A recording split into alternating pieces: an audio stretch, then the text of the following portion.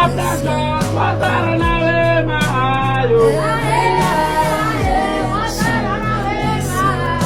I remember I give you your water,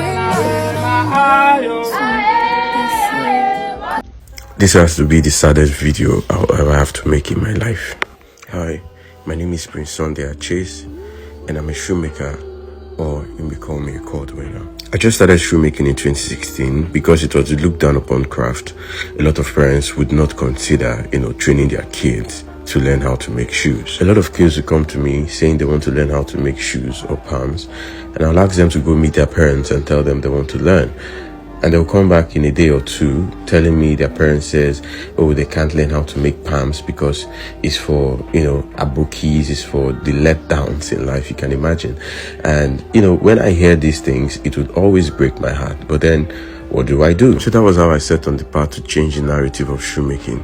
But I wasn't having any students still because people would want to learn something that they wouldn't, or they believed that they could not use to do anything in life. Until one day I was at a workshop, and then a young man would come and he would start scavenging, picking the ground, looking for, I was like, who is this? I was chasing him away. Come on, will you leave this place? And after chasing him away, the next day he would still come and he would still pick letters. So it was becoming a problem. So what I decided to do was to sweep and pack the letters, because he would mainly come in the afternoons. I would pack the letters and pack everything and go and put in my dustbin. I said, these children should just leave me alone.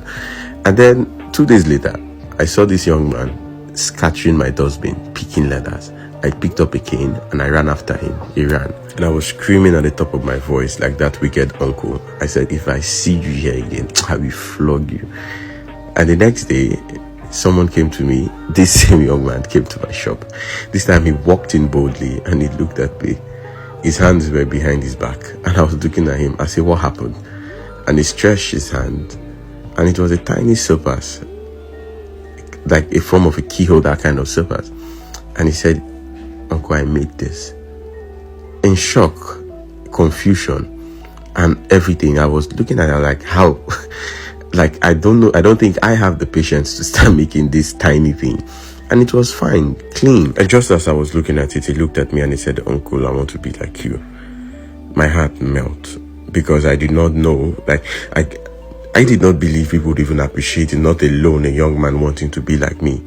At that very day, this young man struck my hope. Like, he pushed it from the ground to the ceiling, to the sky, to space, wherever. Since this young man started working with me, he has been so passionate, so energetic. He will come to the shop at 5 a.m. in the morning just to clean the shop before I even wake up, set everything before he goes to school, come back, help his mom. His mom sells mama put. Help his mom, she will sell, and when she finished selling, he will come back to work and he will stay till like 8, 9, go home, do his assignments, prepare his uniform. The next morning at 4, he's awake. He will help his mom clean, come to the shop and clean by 5 before he goes to school. This young man was working so hard, like if he has a family of 4 he needed to take care of. At age 13, he got his first order, 2 pair of slippers from a man that has also been admiring his hard work, and he delivered that slippers exquisitely. While his mom is asleep, he will take her phone, go into Pinterest, bring out designs, and he will bring it to me that we should experiment on them. That was how he brought the shoe that I'm doing now and showed it to me, but with a black sole, and some of them have some spikes beneath it. And I was like, what kind of shoe is this? We would laugh at the shoe and we'll call it a cowboy shoe. He then asked me, boys, we should try it out. I say, you are who will wear this one? We would laugh and laugh at it. And I promised him, I said, one day, don't worry, we're going to try it out. But sadly, it happened to be the year of his remembrance of when he died. He drowned in a river when he went to swim with his friends on a Sunday afternoon. I was at a friend's wedding that day when I got the news.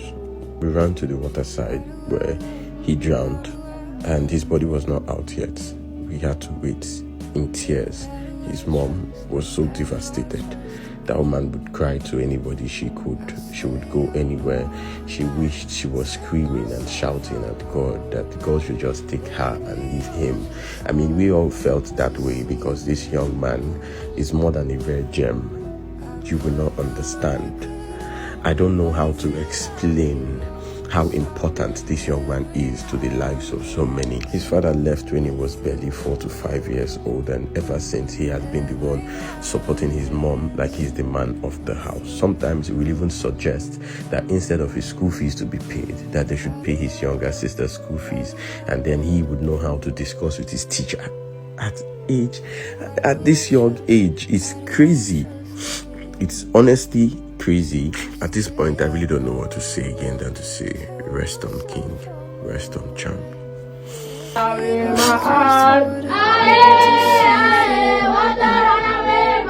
Go and I remember this job.